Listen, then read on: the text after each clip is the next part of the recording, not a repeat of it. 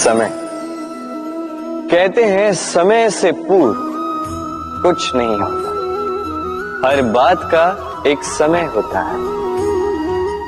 समय से पूर्व न सूर्योदय होता है, न सूर्यास्त होता है। समय से पूर्व पौधों में न पुष्प खिलते हैं न फल। किंतु एक बात सोचिए, यदि वर्षा आने से पूर्व किसान भूमि ना जोते, वो बीज ही ना पिरोए, तो क्या फसल होगी? यदि योद्धा युद्ध से पूर्व अपने शस्त्र ही ना परखे, तो वो युद्ध कैसे लड़ेगा? इसका अर्थ ये है, समय आपका जब आना है तब अवश्य आएगा, किंतु तब तक ये महत्वपूर्ण है कि आप स्वयं को उसके लिए सज्ज रखें, क्योंकि ये अवसर, ये शब्द बोलने में जितना छोटा है, ये आता भी उतने छोटे समय के लिए है और फिर निकल जाता है। अब यदि अवसर आपके हाथ आ जाए और यदि आप उसके लिए सज्ज ही ना हो, तो आपको सफलता कैसे मिलेगी? तो आप उचित समय की प्रतीक्षा कीजिए, उस अवसर की प्रतीक्षा कीजिए, किंतु तब तक निरंतर प्रयासों से स्वयं को और सक्षम बनाते रहिए, क्योंकि सफलता आपकी प्रतीक्षा कर रही है। बस उसके लिए सज्ज रहिए। राधे राधे। इस जल को देख रहे हैं आप? ये मलिन है, इसमें कुछ गंदगी है, किंतु यदि आप इसे कुछ समय के लिए ऐसे ही छोड़ दोगे, तो आप देखोगे ये मैल अपने आप इसके तले जाकर बैठ जाएगा। यदि इस पात्र को हिलाओगे तो कुछ नहीं होगा, शांत छोड़ दोगे तो ये मैल अपने आप नीचे चला जाएगा। उसी प्रकार जब हमारे जीवन में कोई समस्या हो, हमारे जीवन में अशांति हो, तो कोई हलचल करने से या संतोष खो देने से हमें उसका हल नहीं मिलेगा। शांत रहकर विचार करोगे तो उसका हल मिलेगा। स्मरण रखिएगा, धीरज और संतोष से, शांति से विचार करोगे तो कितनी भी बड़ी समस्या क्यों ना हो, उसका हल अवश्य निकाल लोगे।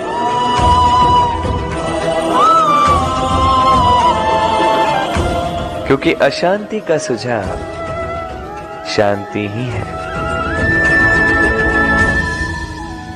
राधे राधे। वाणी मनुष्य को मिली सबसे अद्भुत भेंट। ये वाणी है जो मनुष्य को संसार में सारे अन्य जीवों से भिन्न बनाती है, संसार में सबसे ऊपर ले जाती है। इसी वाणी के कारण हम एक दूसरे से संवाद साध सकते हैं। मैं अपनी मन की भावनाएं किसी से व्यक्त कर सकता, कोई और उसके मन की भावनाएं मुझसे व्यक्त कर सकता है। ये वाणी ही हमारी सबसे बड़ी ढाल भी है। अब देखिए ना, आपने देखा होगा किसी की वाणी मीठी होती है तो लोग उससे प्रेम करते हैं, उसे अपना मित्र बनाते हैं। वहीं किसी की वाणी यदि कड़वी होगी तो लोग उससे घृणा करते हैं, उसे अपना शत्रु मान लेते हैं। ये वाणी ही है जो भाषा बनकर हमारा इतिहास लिखती है। किंतु क्या हम सच में वाणी के विषय में इतना सोचते हैं जितना हमें सोचना चाहिए? सोचिए, मनुष्य को बोलना सीखने में कितना समय लगता है। कुछ बालक 1.5 वर्ष की आयु में सीख जाते हैं, कुछ 2 वर्ष, कुछ 3। अब मनुष्य 1.5 वर्ष की आयु में बोलना सीख तो जाता है, पर क्या बोलना है ये जीवन भर सीख नहीं पाता। इस पे ध्यान केंद्रित कीजिए, समझने का प्रयास कीजिए कि बोलना क्या है। अपनी वाणी शुभ रखिए, अपनी वाणी मीठी रखिए, और इसी मिठास के साथ मेरे साथ आकर कहिए, राधे राधे। हम में से कई लोग अक्सर स्वयं को अकर्मण्य मान लेते हैं, सोचते हैं अब तक इतने प्रयास किए, कुछ नहीं मिला, कदाचित आगे भी कुछ नहीं मिलेगा, और इसीलिए अपने जीवन का सारा बोझ किसी और के कंधे पर डाल देते हैं, स्वयं पर विश्वास ही खो देते हैं। क्यों नहीं समझ पाते ये बात कि जब तक पांव में कांटा नहीं चुभेगा व्यक्ति को ज्ञात कैसे होगा कि आगे नीचे देखकर चलना होगा। सूर्य को स्वयं जलना पड़ता है ताकि दूसरों को प्रकाश दे सके। रात्रि के अंधकार से लड़ने के लिए चंद्रमा को आकाश में अकेले चलना पड़ता है। नदी अपनी यात्रा कैसे बनाती है, अपना मार्ग कैसे बनाती है? इन चट्टानों से लड़कर बनाती है। यदि आप स्वयं आपकी सहायता करने में सक्षम नहीं रहे तो निश्चित रूप से आपका यह जीवन व्यर्थ ही है। स्मरण रखिएगा, इस संसार में अपने जीवन का भार अपने ही कंधों पर उठाना पड़ता है। दूसरों के कंधों पर केवल शव यात्रा चलती है। और इस संसार में जीवित वही है जो आत्मनिर्भर है।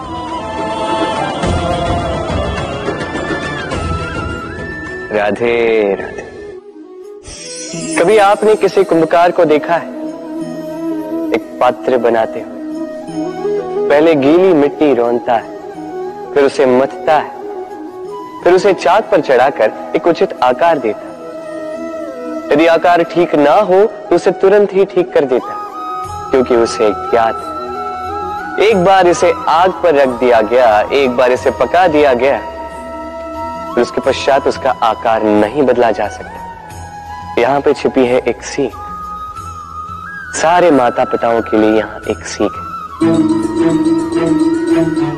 माता पिता ऐसे ही तो होते हैं। उन्हें अपनी संतान को समय के अनुसार श्रेष्ठ संस्कार देने चाहिए। माता पिता को कभी उनका विधाता नहीं बनना चाहिए, किंतु हर समय सदैव प्रयास कीजिए कि उन्हें उचित दिशा दिखा पाओ।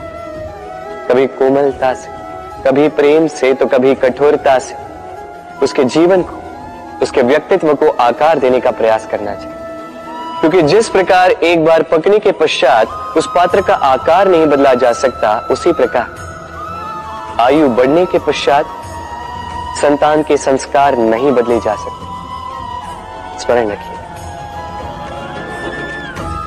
राधे राधे। ईश्वर ने बेलों को खड़े रहने की शक्ति नहीं दी, ईश्वर ने यह शक्ति दी वृक्ष को।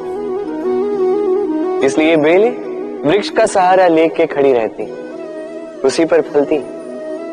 अब ये बेलें दो प्रकार की होती हैं। एक वो जो इस वृक्ष पर खिलती है, पुष्प गाती है, स्वयं भी सुंदर दिखती है, वृक्ष को भी सुंदर बनाती।